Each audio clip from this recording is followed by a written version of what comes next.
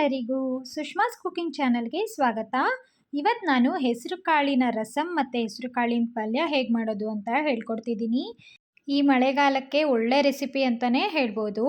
ಈಗ recipe start ಮಾಡೋಣ. ಅದಕ್ಕೂ ಮೊದಲು ನನ್ನ ಚಾನಲ್ನ ಇನ್ನೂ ಯಾರಾದರೂ ಸಬ್ಸ್ಕ್ರೈಬ್ ಮಾಡ್ಕೊಂಡಿಲ್ಲ ಅಂದರೆ ದಯವಿಟ್ಟು ಬೇಗ ಹೋಗಿ ಸಬ್ಸ್ಕ್ರೈಬ್ ಮಾಡ್ಕೊಳ್ಳಿ. ಮೊದಲಿಗೆ ಇಲ್ಲಿ ನಾನು ಒಂದು ಕುಕ್ಕರ್ಗೆ ಒಂದು ಚಿಕ್ಕ ಲೋಟದಲ್ಲಿ 1.5 ಲೋಟ ಆಗುವಷ್ಟು ಹೆಸರು ಕಾಳನ್ನ ತಗೊಂಡಿದ್ದೀನಿ. ಅದಕ್ಕೆ ನಾನು ದೊಡ್ಡ ಲೋಟದಲ್ಲಿ 3 ಲೋಟ ಆಗುವಷ್ಟು ನೀರು ಹಾಕ್ಕೋತಾ ಇದ್ದೀನಿ.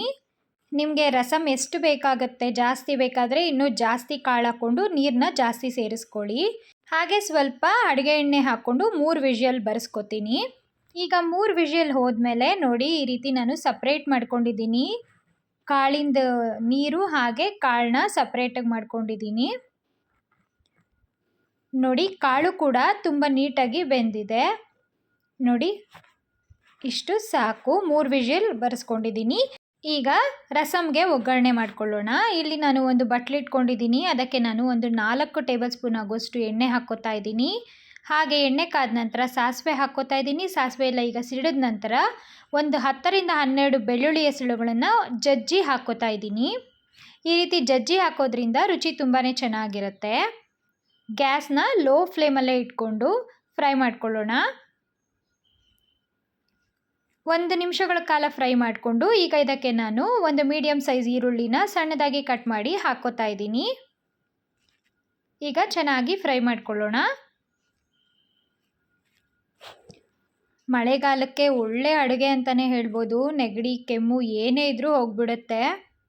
ಈಗ ಇದಕ್ಕೆ ನಾನು ಸ್ವಲ್ಪ ಕರಿಬೇವಿನ ಸೊಪ್ಪು ಸೇರಿಸ್ಕೊತಾ ಇದ್ದೀನಿ. ಚೆನ್ನಾಗಿ ಮಿಕ್ಸ್ ಮಾಡ್ಕೊಳ್ಳೋಣ.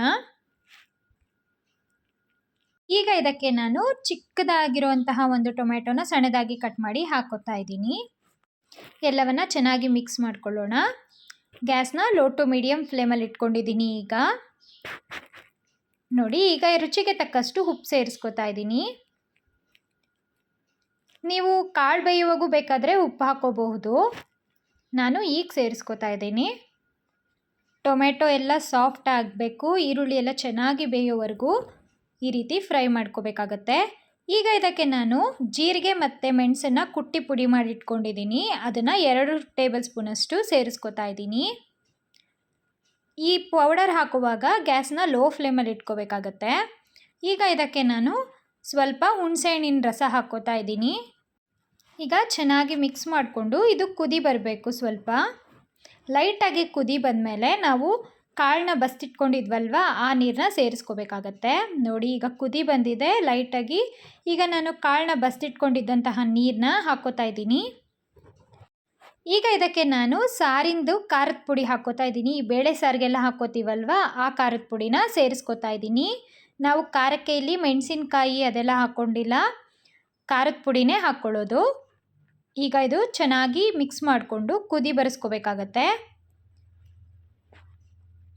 ನೋಡಿ, ಈಗ ಕುದಿ ಬರ್ತಾ ಇದೆ. ಈಗ ಕೊನೆಯದಾಗಿ ಇದಕ್ಕೆ ಕೊತ್ತಂಬರಿ ಸೊಪ್ಪನ್ನ ಸೇರಿಸ್ಕೊಳ್ಳೋಣ. ನೋಡಿ, ರುಚಿಯಾದಂತಹ ಹೆಸರು ಕಾಳಿನ ರಸಮ್ ರೆಡಿ. ತುಂಬಾ ರುಚಿಯಾಗಿರುತ್ತೆ. ಎಲ್ಲರೂ ತಪ್ಪದೆ ಒಂದ್ಸರಿ ಟ್ರೈ ಮಾಡಿ. ಹಾಗೆ ಈಗ ಹೆಸರು ಕಾಳಿನ ಪಲ್ಯ ಮಾಡೋದು ಹೇಗೆ ಅಂತ ತೋರಿಸ್ಕೊಡ್ತೀನಿ. ಮೊದಲಿಗೆ ಇಲ್ಲಿ ನಾನು ಒಂದು ಬಾಣಲೆ ಇಟ್ಕೊಂಡಿದ್ದೀನಿ. ಅದಕ್ಕೆ ನಾನು 4 ಟೇಬಲ್ ಸ್ಪೂನ್ ಆಗೋಷ್ಟು ಎಣ್ಣೆ ಹಾಕ್ಕೋತಾ ಇದ್ದೀನಿ. ಎಣ್ಣೆ ಕಾದ ನಂತರ ಸಾಸಿವೆ ಹಾಕ್ಕೋತಾ ಇದ್ದೀನಿ.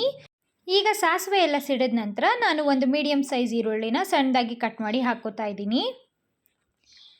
ಚೆನ್ನಾಗಿ ಮಿಕ್ಸ್ ಮಾಡ್ಕೊಳ್ಳೋಣ. ನೋಡಿ, ಈಗ ಇದಕ್ಕೆ ನಾನು 4 ಒಣಮೆಣಸಿನ್ಕಾಯಿನ ಕಟ್ ಮಾಡಿ ಹಾಕ್ಕೋತಾ ಇದ್ದೀನಿ. ಹಾಗೆ ಸ್ವಲ್ಪ ಕರಿಬೇವಿನ ಸೇರಿಸ್ಕೊಂಡಿದ್ದೀನಿ. ಚೆನ್ನಾಗಿ ಒಂದ್ಸರಿ ಮಿಕ್ಸ್ ಮಾಡ್ಕೊಳ್ಳೋಣ. ಗ್ಯಾಸ್ನ ಲೋ ಟು ಮೀಡಿಯಮ್ ಫ್ಲೇಮಲ್ಲಿ ಇಟ್ಕೊಂಡು ಫ್ರೈ ಮಾಡ್ಕೋಬೇಕಾಗತ್ತೆ. ಈಗ ನಾನು ರುಚಿಗೆ ತಕ್ಕಷ್ಟು ಉಪ್ಪು ಸೇರಿಸ್ಕೊತಾ ಇದ್ದೀನಿ. ಚೆನ್ನಾಗಿ ಮಿಕ್ಸ್ ಮಾಡ್ಕೊಳ್ಳೋಣ. ನೋಡಿ, ಈರುಳ್ಳಿ ಎಲ್ಲ ಸ್ವಲ್ಪ ಬ್ರೌನ್ ಕಲರ್ ಆಗಬೇಕು. ಈಗ ಫ್ರೈ ಆಗಿದೆ. ಇದಕ್ಕೆ ನಾವು ಬೇಯಿಸಿಟ್ಕೊಂಡಿದ್ದಂತಹ ಹೆಸರು ಕಾಳನ್ನ ಸೇರಿಸ್ಕೊತಾ ಇದ್ದೀನಿ. ಈಗ ಚೆನ್ನಾಗಿ ಮಿಕ್ಸ್ ಮಾಡ್ಕೊಳ್ಳೋಣ. ಒಂದು 3 ರಿಂದ 4 ನಿಮಿಷ ಚೆನ್ನಾಗಿ ಫ್ರೈ ಮಾಡಿಕೊಂಡ್ರೆ ಸಾಕಾಗತ್ತೆ. ನೋಡಿ, ಈಗ ಇದಕ್ಕೆ ನಾನು ಧನಿಯಾ ಪುಡಿ ಅರ್ಧ ಟೇಬಲ್ ಸ್ಪೂನ್ ಆಗೋಷ್ಟು ಸೇರಿಸ್ಕೊತಾ ಇದ್ದೀನಿ. ಧನಿಯಾ ಪುಡಿ ಸೇರಿಸ್ಕೊಳ್ಳೋದ್ರಿಂದ ರುಚಿ ತುಂಬಾ ಚೆನ್ನಾಗಿರುತ್ತೆ. ಚೆನ್ನಾಗಿ ಮಿಕ್ಸ್ ಮಾಡ್ಕೊಳ್ಳೋಣ. ಅದೆಲ್ಲ ಕಾಳಿಗೆಲ್ಲ ಹೊಂದ್ಕೋಬೇಕು, ಆ ರೀತಿ ಮಿಕ್ಸ್ ಮಾಡ್ಕೋಬೇಕು. ಕೊನೆಯದಾಗಿ ಕೊತ್ತಂಬರಿ ಸೊಪ್ಪು ಹಾಕ್ಕೋತಾ ಇದ್ದೀನಿ. ಒಂದು ಸಾರಿ ಚೆನ್ನಾಗಿ ಮಿಕ್ಸ್ ಮಾಡಿಕೊಂಡ್ರೆ ಹೆಸರು ಕಾಳಿನ ಪಲ್ಯ ರೆಡಿ ಆಗಿದೆ. ಈಗ ಸರ್ವ್ ಮಾಡ್ಕೋತೀನಿ. ನೋಡಿ, ಬಿಸಿ ಬಿಸಿ ಅನ್ನದ ಜೊತೆ ರಸಮ್, ಹೆಸರು ಕಾಳಿನ ಪಲ್ಯ, ತುಪ್ಪ ಹಾಕ್ಕೊಂಡು ತಿಂದರೆ ತುಂಬಾ ಟೇಸ್ಟಿಯಾಗಿರುತ್ತೆ. ಎಲ್ಲರೂ ತಪ್ಪದೆ ಒಂದು ಸರಿ ಟ್ರೈ ಮಾಡಿ. ಹಾಗೆ ಈ ನನ್ನ ರೆಸಿಪಿ ನಿಮ್ಮೆಲ್ಲರಿಗೂ ಇಷ್ಟ ಆಗಿದೆ ಅಂತ ಭಾವಿಸ್ತೀನಿ. ಇಷ್ಟ ಆಗಿದರೆ ದಯವಿಟ್ಟು ನನ್ನ ಚಾನಲ್ನ ಸಬ್ಸ್ಕ್ರೈಬ್ ಮಾಡ್ಕೊಳ್ಳಿ. ಹಾಗೆ ನಿಮ್ಮ ಫ್ಯಾಮಿಲಿ ಆ್ಯಂಡ್ ಫ್ರೆಂಡ್ಸ್ ಜೊತೆ ಶೇರ್ ಮಾಡೋದನ್ನು ಮರಿಬೇಡಿ. Thank you.